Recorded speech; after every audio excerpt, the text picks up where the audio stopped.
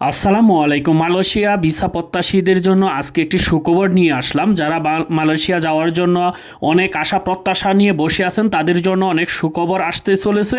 Malaysia সকল সেক্টরে visa খুলে দেওয়ার সম্ভাবনা রয়েছে এবং কত তারিখ খুলতে পারে সেই সব নিয়ে, এবং মালয়েশিয়ার অভ্যন্তরে যারা অবৈধ কর্মী আছেন তাদেরকে বৈধ হওয়ার একটি সুযোগ দিয়েছে। এইসব বিষয়াদি নিয়েই থাকছে আজকের এই ভিডিওতে, তাই ভিডিওটি অনেক গুরুত্বপূর্ণ হতে চলেছে। তাই ভিডিওটি না টেনে সম্পূর্ণ দেখতে থাকুন। নিত্য নতুন এমন ভিডিওর আপডেট পেতে মিস্টেক পয়েন্ট ইউটিউব চ্যানেলটি সাবস্ক্রাইব করে পাশে থাকার বেল আইকনটি অন করে রাখুন। সবার আগে আপডেট নোটিফিকেশন পেয়ে যাবেন। অলরেডি সাবস্ক্রাইব করে থাকলে আপনাকে অসংখ্য ধন্যবাদ। তো চলুন শুরু করি আজকের ভিডিও। প্রিয় দর্শক, যারা বাংলাদেশ থেকে মালয়েশিয়া আসার জন্য অনেক আশা প্রত্যাশা নিয়ে বসে আছেন তাদের জন্য বিশেষ একটি সুখবর হলো জুন মাস থেকে কলিং সেক্টর সহ সকল ভিসা চালু হওয়ার সম্ভাবনা রয়েছে। 21 এবং 22 তারিখে যে মিটিং হওয়ার কথা আছে সেই মিটিংয়ের মাধ্যমে দ্বিপাক্ষিক সম্পর্কের উন্নতি হওয়ার সম্ভাবনা এবং সকল ভিসা খুলে দেওয়ার একটা আশ্বাস পাওয়া গেছে মালয়েশিয়ার তরফ থেকে।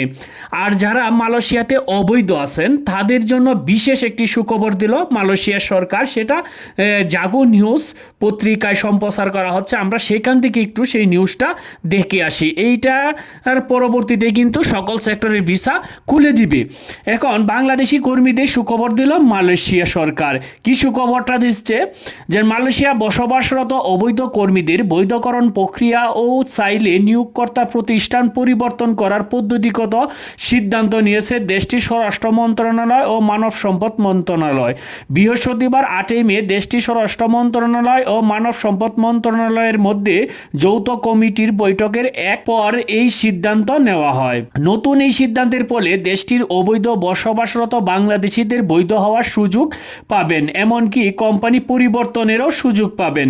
বিষয়টি নিয়ে বৈঠক শেষে দেশটির স্বরাষ্ট্রমন্ত্রী ধাদক শেরি সাইফুদ্দিন নাসুদ্দিন বলেন, বিদেশি কর্মীদের দেশে ফেরত পাঠানোর সময় নিয়োগকর্তাদের এখন উপস্থিত থাকতে হবে। নিয়োগকর্তাদের যে কোনো অবহেলা বা ব্যর্থতার কারণে কর্মীরা ক্ষতিগ্রস্ত হলে তাদের বিরুদ্ধে ব্যবস্থা নেওয়া হবে। এমনকি নতুন করে কোটা আবেদনের উপর বিধিনিষেধ আরোপ করা হতে পারে।